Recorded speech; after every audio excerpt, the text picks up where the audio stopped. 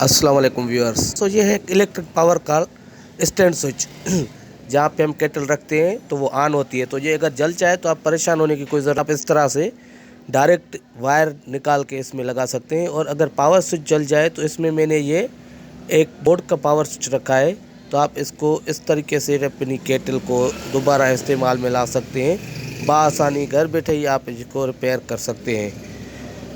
तो ये आप देख सकते हैं मैंने किस तरीके से इसमें इस्त्री का वायर निकाल के लगाया है और इसको किस तरीके से मैंने पावर कंट्रोल किया है इस बोर्ड के स्विच से। तो ये केटल हमारा परफेक्ट हो गया। तो मज़ीद आपसे गुजारिश है कि आपको अगर वीडियो अच्छी लगी हो तो लाइक, सब्सक्राइब एंड शेयर ज़रूर करें।